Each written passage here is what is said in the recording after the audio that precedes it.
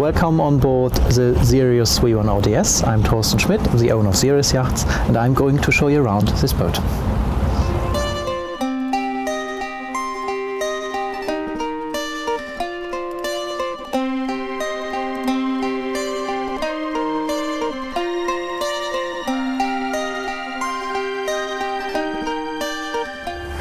If you're coming through the companionway into the cockpit of our Sirius V1 ODS, which is actually on the same level like the saloon and the interior steering, and only two wide steps down under the big glass hatch into the galley area, you find yourself in a very comfortable and sheltered cockpit.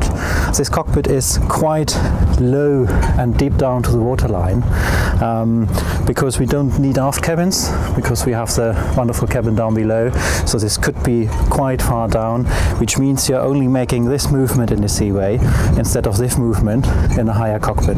At the same time, we have these high coamings all the way around here.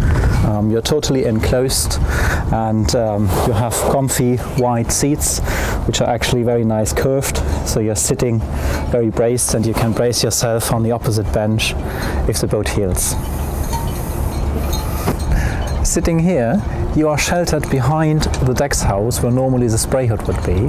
The difference is you're looking through real glass. It's no spray hood, it doesn't blur your vision, and you have a wonderful view through the big windows. Also, you stay in contact with your crew inside. Children might play on a table, or your wife might be out of the window, out of the sun, and they see what you're doing out here, and we have a real door, no washboard, so you're very easy staying in contact with your crew on board. At the same time, this cockpit is particularly designed for single-hand sailing, because if you're just the two of you, you need a boat which is designed that you be able to handling everything alone on board. For that reason, the main sheet is just here in front of you. Of course, your tiller or wheel steering, if you prefer. Your engine throttle is just here, which is a neat feature because you can, if you're standing up, you have this just in the position where you want to have it, and while you're sailing, you take it away and there's nothing where sheets can catch on it. Of course, there are different options. You can have the throttle down there as well. The Genoa winches are quite set back, so you can operate them as the helmsman from here as well. And then, of course, with the tiller steering, you have lots of other wonderful sailing positions, sitting positions, from where you can sail the boat. This extends. You can sit up here, lean against the guardrail, and steer the boat from here, or you can sit a bit more sheltered directly behind the deck's house and have a wonderful vision over the deck's house, sideways of the deck's house, or if you're sitting down here through the glass of the deck's house. If you stand up in the cockpit, you will find that the deck's house is much lower than normally the spray hood would be. It's only 1.35 meters, so you have a wonderful vision over the boat and can see everything what you need to see. The coach roof of the deck's house have an overhang in the front, which means every spray which you might get onto the deck will be stopped on the coach roof, so you stay relatively dry and very sheltered in here. Talking of the shelter and the comfort and security you will feel in the cockpit here, this is not only related to the design of the cockpit, it is also related to the hull shape. We have a deep front section, so the bow of the boat goes deep under the waterline. On this boat, about 40 centimeters. It's very, very sharp cut, which means the boat will cut through the waves, not like many other modern boats today, slide onto the wave and smash down. Also, most boats today have an underwater line which looks like this, which makes them heeling onto the nose and want them to go into the wind.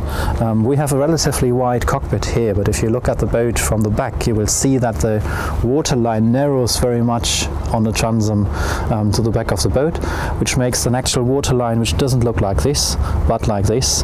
And if our boat heels, it will stay into forward direction, and at the same time, if you're sitting out here on this water line instead on this, you're not making this movement in the seaway, then rather this movement here. There are other details which add to the comfort and security on board. One might be that if you have crew which is not that experienced or not that much in sailing, you can get them out of your way and make them comfortable in the pushpit seats here. This is also a very nice place, not only at sea but also for red wine in the evening with a nice sun down there. You can pop up your legs and just feeling comfy here. Here you see our glass door, which is actually even bulletproof. It also shelters your instruments, which are just in the middle position in front of your cockpit, which might be an important feature because everybody can see them here. If you're standing behind the wheel or behind the tiller or everywhere in a cockpit, you can see the depths and speed and other important informations. Also, some practical things. We have a huge locker here, which takes all your halyards. So you have, again, security because everything is kept nice and clean and everything stays in there. Then we have cubby holes on both sides of the cockpit to store things away, and quite some impressive cockpit lockers down here. Because we don't like aft cabins, we have all this space here behind the cockpit bulkhead for storage space.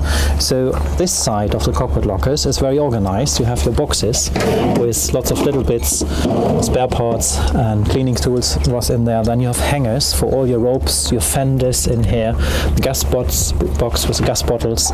Then there are steps down there, and on the front bulkhead of the 4-bed version you will find all the Technik. It's just in plain view from the tiller. You have your water filter for the engine, coolant, the tank, and all the electric, heating, everything on top there. So if you need to do service, you just step down these 2 steps, and then you have access to the engine on this side and all the Technik around on this side. You sit here very sheltered, leaning back against the deck house. This cockpit bench is 2.05 meters or 6'9" length, and the flexi-teak which you see here is all standard. On this side we have another very, very deep cockpit locker. Most customers have their rubber dinghy, outboard engine, 2 folding bikes and lots of other stuff in there. While you're still in the deep and secure cockpit of our Sirius 310, you can tether yourself onto the jack stays, which are running in the midships position of the boat, which is the only position where it really keeps you on board. But while you're going out here, you have very good handholds just on the right height and good bracing onto the fixed guardrail, which are running all the way alongside the boat.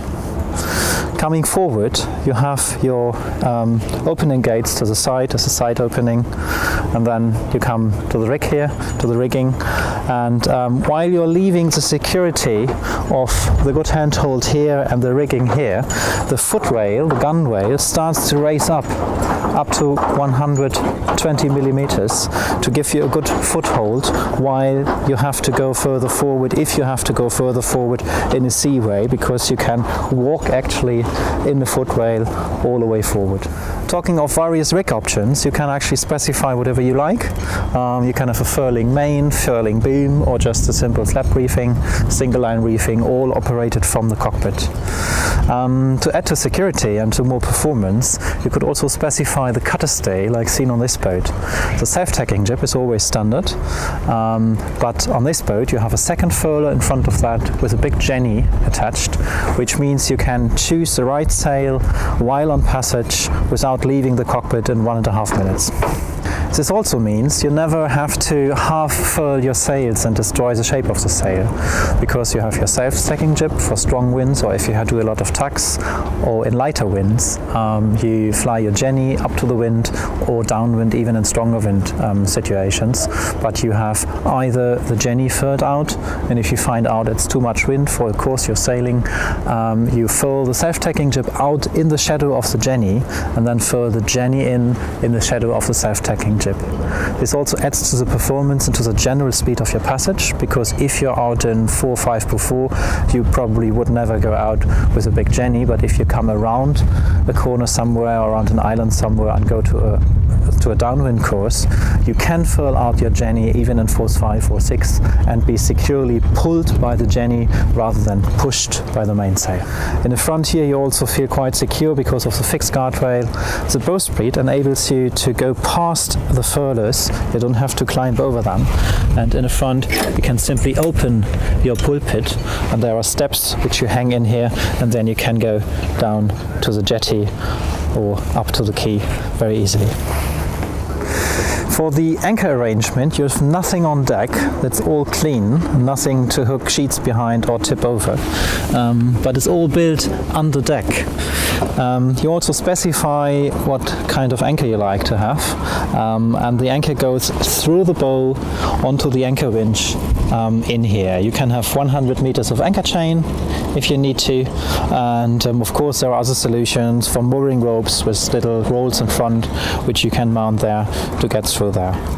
We are back on the 6-year-old 310 in a 4.2 version, just to show you a bit more of the variability and of the variations you can get.